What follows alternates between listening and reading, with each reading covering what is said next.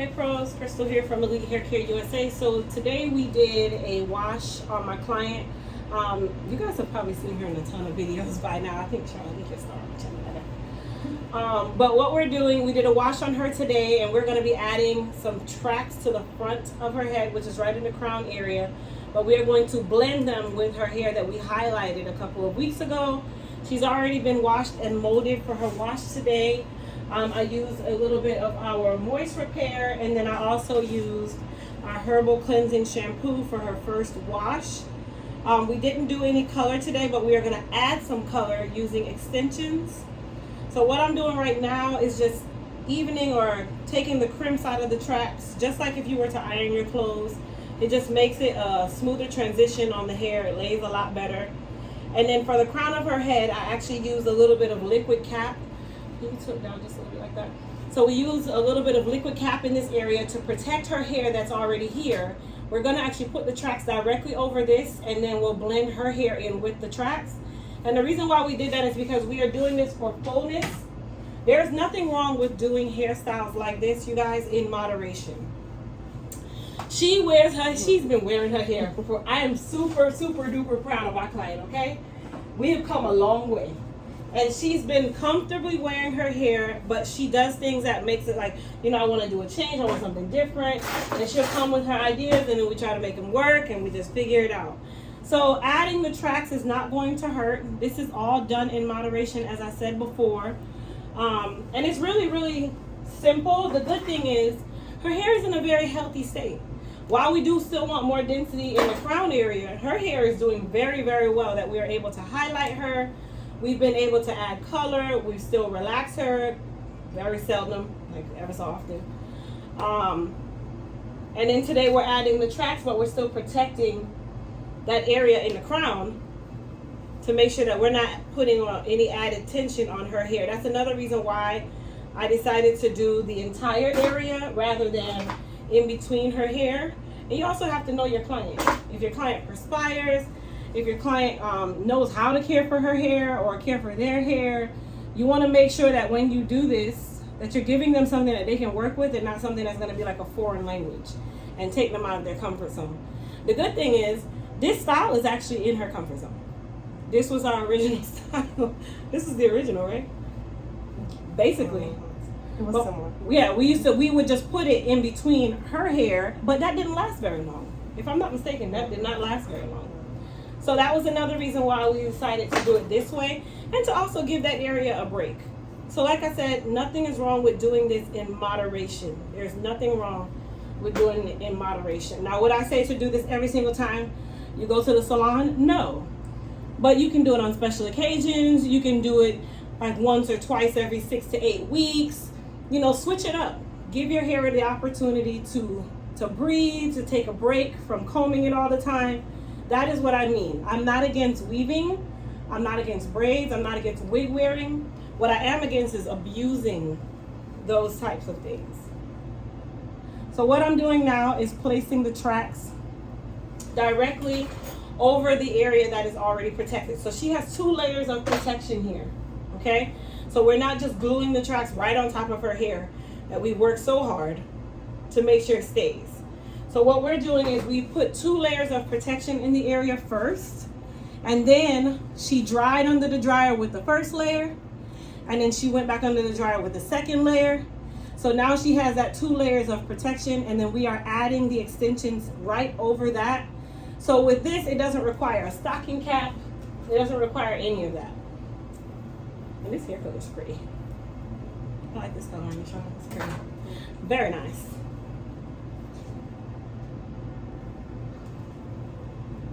All right, so what I'm doing is I'm slanting the tracks, okay? Just so we're all on the same page.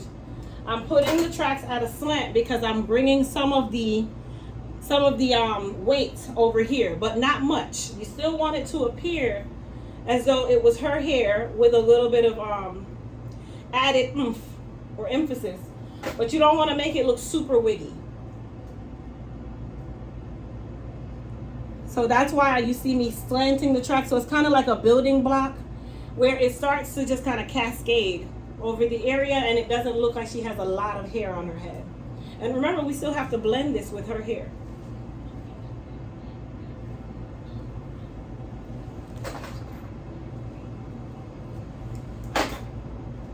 So this part goes really, really quickly. I'm gonna just stop talking and continue laying the tracks, and then we'll get into the cut. So you guys just watch.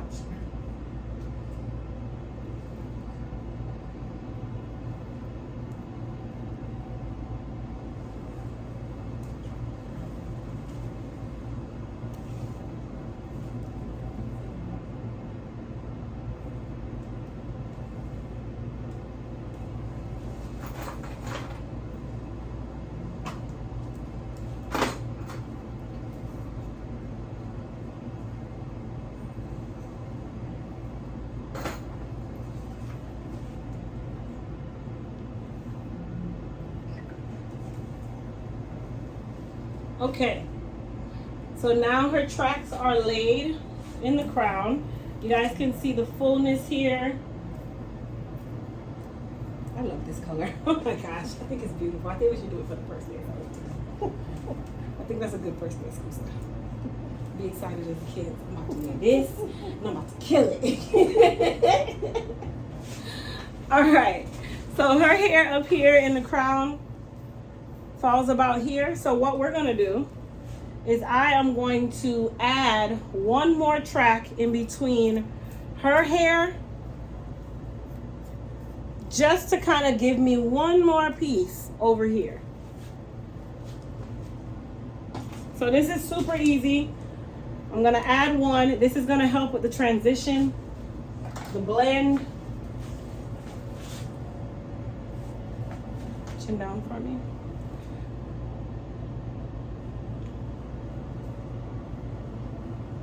Good right there. And you do want to make sure that you don't put too much where you are seeing the tracks in between her hair. If that is the case, what you can do is also split your weft so that you won't see the track in between her hair. So I'm going to see how that looks. Okay. Let's see what happens when I lay her hair over it. I think we are in good shape, so I don't have to split my track. But if you choose to, you can. If you choose to, you can.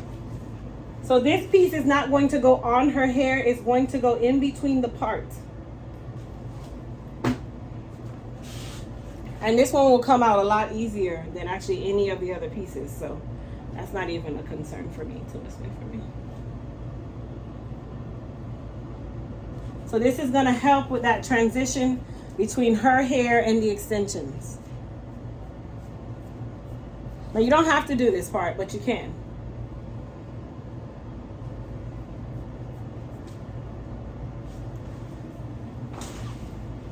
All right, so we are done adding the tracks. Okay, so now that the tracks are laid, what I'm gonna do is go ahead and silk her hair. So I'm going to use the 1-inch ceramic H2 Pro. Okay, so all I'm doing is silking her hair out so that I can see everything to do the cut.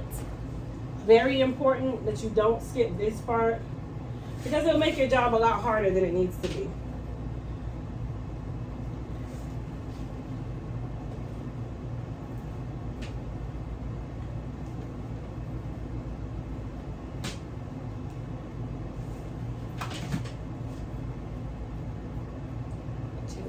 So you guys see it blends in really well.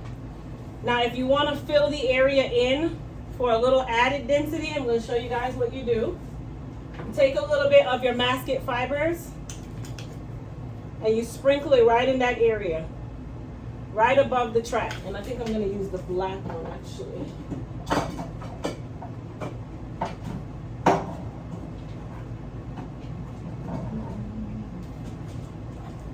Black, there we go. So what I'm doing is I'm going to sprinkle a little bit of masket fibers between her hair and the track. So now that we apply the Elite Masket Fibers, if you guys notice, I use the color black. The reason why I use the color black is because brown kind of gives it that sandy color, and her hair is not light enough for me to use the dark brown. So that's another reason why I use the black, and because I'm also filling in the area where the wefts are. Most wefts come in the color black, or the thread is in the color black. So that's the best color to use for a service of this nature. Now, for her cut, I'm going to go ahead and use my razor. I am watching where her hair is versus where the extension hair is, so you don't want to get too heavy-handed with your razor. You can easily cut more than you're supposed to with razors, especially if they're brand new or they're sharp. So I'm giving her some layering in the crown area. This is going to give her a lot of dimension, a lot of movement. And the hair that she used, this is actually some hair she's had for a long time, but this hair is actually in really good shape. I actually love the texture of this hair. It matched her texture really well. And when you're doing extension services where you're blending your hair in with extension hair, you do want to try to get as close as possible to your texture when your hair is straight. Let me say that again. You want to get as close as possible to your texture when your hair is straight. Okay, so don't come with curly textured hair because you are trying to get a straight style. Okay, just a word to the wise. All right, so you guys see how quickly we were able to create that cascade in regards to her cut. The cuts are really, really simple. You don't want to get too heavy-handed.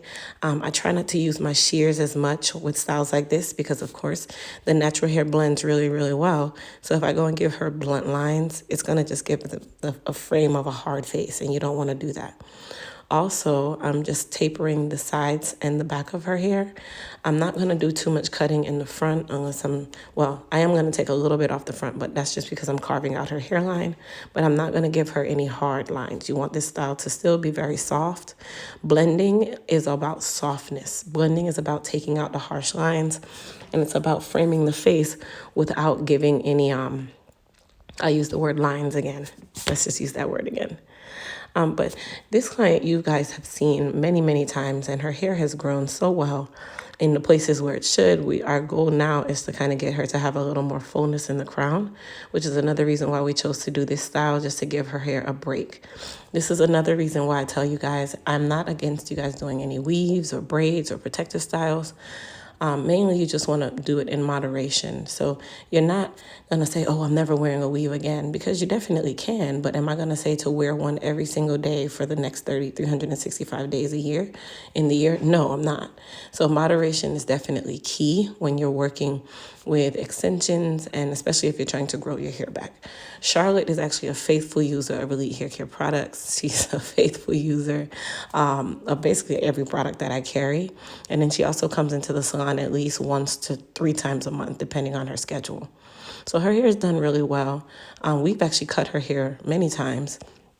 And we've just developed that this style works really well for her.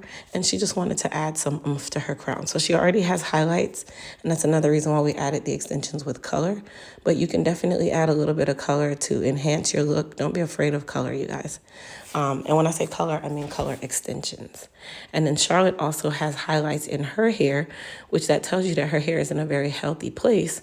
We just need a little more density. Now, I will say sometimes density is not really an object when it comes to fine textured hair, which is exactly what Charlotte has. Her texture is fine. But at the same time, she still can get a little more growth in the crown. And we're just going to give her a break for the next couple weeks. And then we'll go back to, maintaining that area. And then every so often, we'll do different styles on her. That's the good thing about having a shortcut as well. So the iron that I'm using to curl her is the 1-inch H2 Pro Black Diamond. This one is actually available on our website at EliteHairCareUSA.com. It's a nice ceramic iron. I like ceramic for curling my weaves. I feel like the titanium, it just kind of makes it's my own preference. I'll just say it's my own preference. That's another reason why I use the ceramic. And because I'm also blending her hair in with the extension hair, I didn't want to run the risk of using that titanium iron on her hair, especially because her hair is fine in texture and it's delicate. So you don't want to put too much heat to her hair, and she's already relaxed. So titanium is really not required for this. But the style came out really, really nice, you guys. I hope you guys enjoyed this video. I did record parts of it live because I wanted to test it out to see if I like recording it live. But I hope you guys enjoyed. Hope you guys like her style, by the way. And please don't forget to comment down below. Give us some feedback. What did you think about the live recording versus me doing a voiceover 100%? Like I said, I'm just trying it out. So you guys give me some feedback in the comments, whether it be you like the live recording where I'm teaching live as I'm doing my client's hair, or do you prefer the voiceover? I mean, it's going to be back and forth, but let's see what everybody says. All right, guys, have a great day and thanks for watching.